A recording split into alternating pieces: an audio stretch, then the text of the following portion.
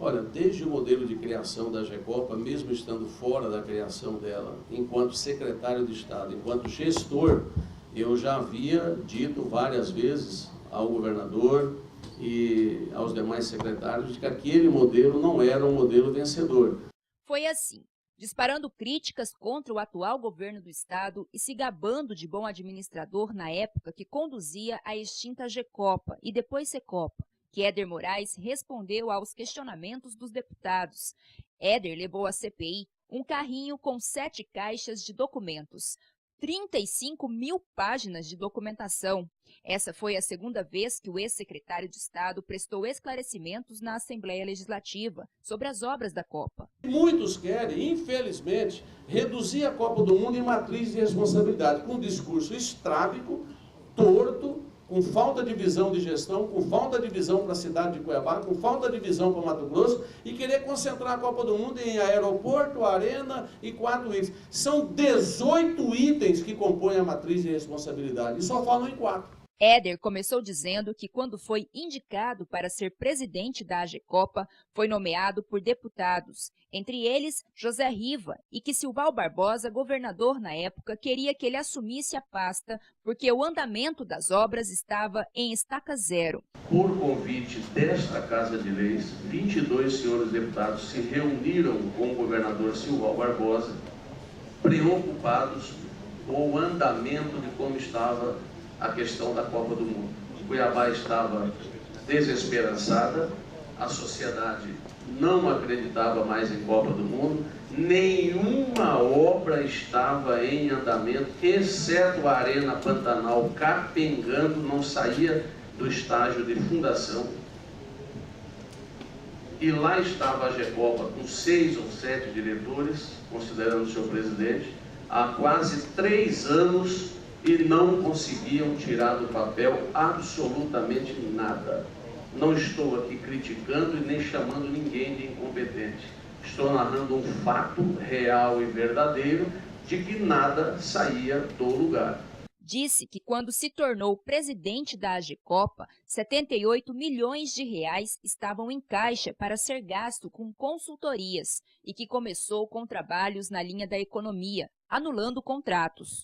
Dos quase 80 milhões, usou pouco mais de 20 milhões para a compra de equipamentos de segurança, entre eles as Land Rovers, com tecnologia russa. A situação, anos depois, virou até caso de polícia. Os outros 60 e poucos milhões, nós cancelamos tudo, porque era uma coisa sem pé e sem cabeça, projetos inconsistentes e consultorias demais para tratar de coisas talvez até supérfluas, que a Universidade Federal faria todo esse trabalho como fez, né, por indicação, por um trabalho feito inclusive pelo doutor José Agripino Bonilha Filho. Aqui estão os processos em que a Universidade Federal participou, né, e nós tivemos uma economia substancial aos cofres do Estado. O ex-secretário de Estado defendeu o modal BRT, que era o modelo oficial de transporte, e falou que cerca de 50 técnicos fizeram o projeto de estudos de viabilidade urbana e técnica, mas que a decisão de troca de modal foi feita visando diminuir em 60% as desapropriações. Foi uma decisão de governo, eu capitaneei esta decisão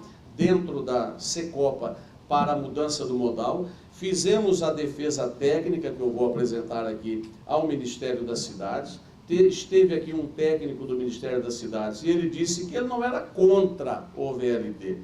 Ele entendia que não era viável na sua concepção. Um técnico.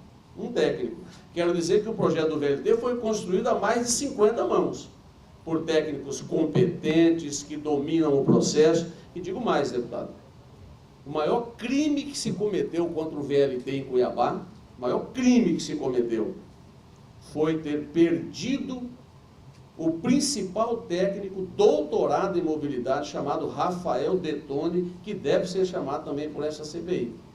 O Rafael Detone era tão bom no que fazia, e tão bom que nos ajudou a construir esse projeto todo do VLT, que foi alçada a condição de conduzir o processo do VLT de mobilidade urbana das Olimpíadas no Rio de Janeiro.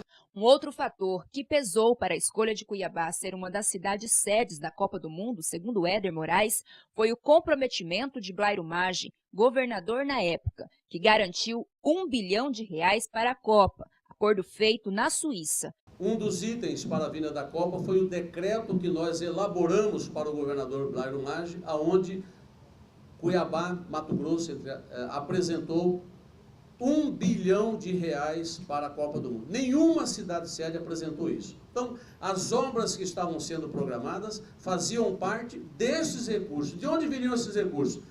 Ele já foi aprovado em lei pela Assembleia Legislativa. 30% do FETAB, 10% de todos os fundos que tinham algum tempo sem movimentação, todo o rendimento da conta única do Estado, que era um ganho financeiro, extra-orçamentário, enfim.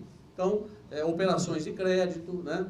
Então, tinham recurso para executar todas estas obras, sim. E nós usamos, multiplicando os nossos recursos, buscando o governo federal, e nisso o governador Simão Barbosa foi um craque, ninguém transitava melhor que ele em Brasília, né? E ele ofereceu esses recursos, poucos que nós tínhamos, como contrapartida para poder ter acesso a recursos federais. O ex-secretário de Estado ainda enfatizou que faltou o pulso dos antigos gestores para dar continuidade às obras da Copa e também criticou duramente a atual administração do Executivo Estadual. O governo do Estado tem que parar de falácia, tem que parar de disse-me-disse, tem que parar de ficar fazendo discurso de prisão, desviando o foco da gestão e tocar a obra do VLT.